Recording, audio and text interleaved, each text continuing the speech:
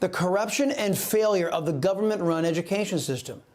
GovEd has a dangerous and improper monopoly over education. And during this school choice week, the Chris Salcedo Show is determined to break up this corruption and punish both political parties for sacrificing our children's future in an effort to enrich themselves and their political cronies. A time of choosing your kids or big government. This is the civil rights issue of our day that is confronting America's parents in tonight's preamble. Some of the most current data says that the United States spends over $1.5 trillion a year on education, and that number is growing. On average, using state and federal money, each student is allocated over $16,000 toward GovEd and only GovEd. The United States spends the most per pupil in the world on education. Now, given that, you'd expect our students would be #1 in the world academically, right? No. All that money gets the United States an average score in science and reading among the industrialized nations.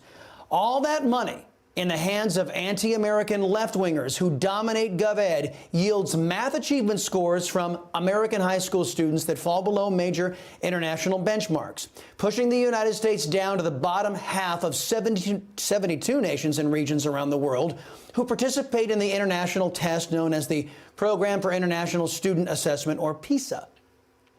Among the 35 industrialized nations that are members of the Organization for Economic Cooperation and Development, the United States now ranks 31st out of 35.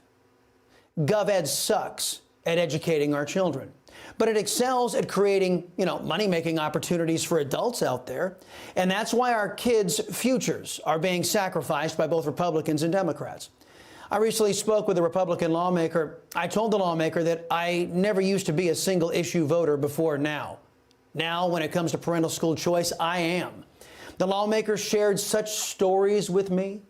First, he shared how reprobate ISD superintendents tell him that GovEd is the biggest employer of adults in some of his small towns in his district.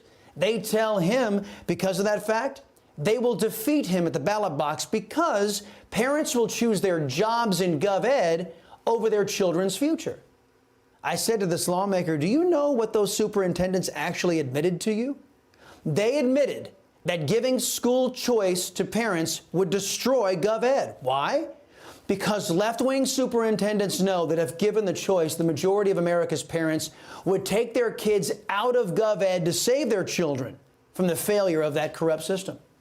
The pushers of GovEd and its monopoly know that they are failing in the main mission that public education was created to achieve, the education of our kids. There's another story this lawmaker told me. He said that a teacher wanted to support him for re-election. He asked the teacher, hey, will you put one of my campaign signs in your front yard? The teacher said, oh, no, I can't do that. The lawmaker said, why not?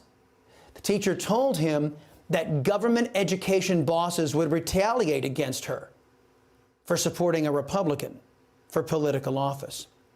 And there's another dirty little secret.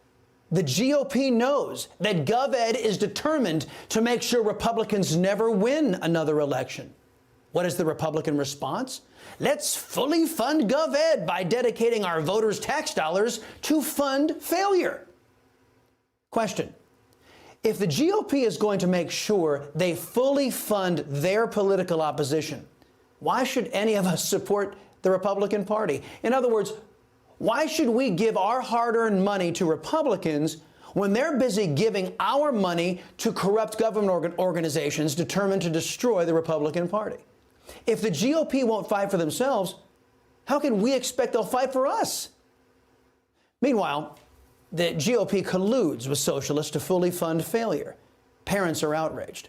All over the country, parents have been showing up to read from books that push a same-sex or bisexual agenda while simultaneously denigrating heterosexual relationships. Now, some of these books feature gay rape.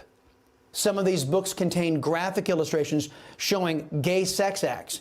The material is either available in school libraries or required reading for certain grade levels.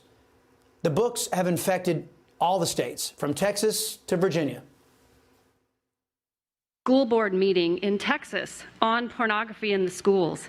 I decided to check the titles at my child's school, Fairfax High School. The books were available, and we checked them out. Both of these books include pedophilia, sex between men and boys. Both books describe different acts. One book describes a 4th grade boy performing oral sex on an adult male. Okay, there are those on the left who are trying to paint parents' righteous anger over these books as an attack on gays. That's a lie. I know plenty of gay people who are disgusted by child rape. For one thing, it's illegal to rape a child, regardless if it's heterosexual or gay rape. Secondly, being gay doesn't make one a pedophile. For all of you left-wing freaks out there in GovEd promoting sex between adults and children, how dare you try to lump in lawful gay Americans with your Jeffrey Epstein sensibilities? How dare you Republicans conspire with these socialist Democrats to allow government education to groom our children for pedophilia? Parents deserve the right to take their kids out of government-run schools pushing this filth. At the same time, GovEd is removing actual literature out of school libraries and reading lists. The 1960 Harper Lee novel To Kill a Mockingbird, a book that details the horrors of the Democrats' Jim Crow South, is now being banned, fulfilling the old saying that those who fail to learn from history are doomed to repeat it. The banning of books like To Kill a Mockingbird ensure that future generations will repeat the oppressive racism brought on when the Democrats ruled the South. In the left-wing bastion of Loudoun County, Virginia, the school board went out of their way to protect a sexual predator after a young man who falsely claimed to be transgender sexually assaulted 2 little girls. The school district sought to protect the rapist by withholding details from police. If it weren't for the parents of one of the girls, the world might not know about the perverts who run Loudoun County's government education system and the danger our kids are in under their care. Then there's critical race theory and its tenets. GovEd, because it can, is teaching our kids to hate by claiming the U.S. is inherently racist and that anyone with white skin is a racist. Even liberals are rejecting GovEd's hate. CRT teaches black and brown kids to hate whites and teaches whites to be ashamed of their skin color and heritage. But not even liberals can break the destructive monopoly GovEd has over education. When confronted with their deviancy, does GovEd repent and ask for forgiveness from parents and taxpayers? No way.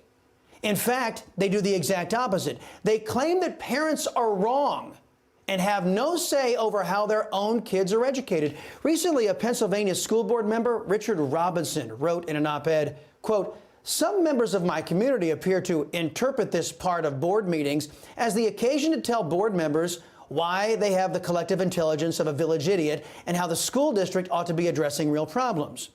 With all due respect to the men and women who snarl, 'I'm a taxpayer, you work for me.' No, I don't work for you. I was elected by people who voted to represent you, huh? Don't parents always know what is best for their child? No, we don't. Nevertheless, if you are offended because I don't believe parents are infallible, you can always sue or take your child out of school. Your choice." End quote. Now, that last part was a smirk, knowing that most Americans can't afford to pay double for educating their kids. Thus, GovEd denies poor parents that choice. And that's just how socialist Democrats like it, people being ruled with no choice. Recently, Democrats went on the record telling parents exactly how they feel about parents who think they, not the state, should determine what their kids are taught. Here's the quote. "The purpose of a public education in a public school is not to teach kids only what parents want them to be taught. It is to teach them what society needs them to know. The client of the public school is not the parent, but the entire community, the public," end quote. Now, that statement encapsulates the arrogance, stupidity, and failure of the education system run by the government and socialists. Here's what I say. If you shrubs in GovEd want to run your anti-American, social justice, hate whitey, porn, and pedophilia education system without the input of parents, that's just great. That's just fine. But if you don't want our input, you don't get our money either. And it's our money. And they're our kids. Government ed fails because it doesn't have to compete to get money. Under government control, education has failed our country. Gov ed sucks at doing its job. If Gov ed only hurt Nancy Pelosi, the Democrats, and the Republicans, I'd say, you know what? Let it fail. But sadly, the failure of Gov ed is costing our nation and our children the future. Like illegal immigration, the citizens of the United States have been screwed over, taken advantage of, and harmed by politicians from both political parties who are busy turning a corrupt government system into a mechanism to make themselves filthy rich. And they're willing to cheat your kids to do this. So, how do we proceed? We, the people, proceed this way. A high-quality education system doesn't push pedophilia. A high-quality education system doesn't protect rapists. A high-quality education system doesn't lag behind nations in academic scores despite spending the most money per pupil. A high-quality education system doesn't produce people who vote for socialists. And a high-quality education system doesn't crank out people who would ever consider voting for Joe Biden. Americans need to ask themselves one question. Who do you love more? A political party or your kids and our country's future? Now, once you answer that, you'll know that no politician deserves to be in elected office or re-elected to any office if they oppose parental school choice. Hey, I'm Rob Finnerty. Thanks for watching. If you enjoyed this video, please join the conversation in the comments below. Don't forget to subscribe, too. Hit the bell icon to be alerted to breaking news. And remember, there's a whole lot more on Newsmax TV, America's fastest growing cable news network. Newsmax TV, we're real news for real people.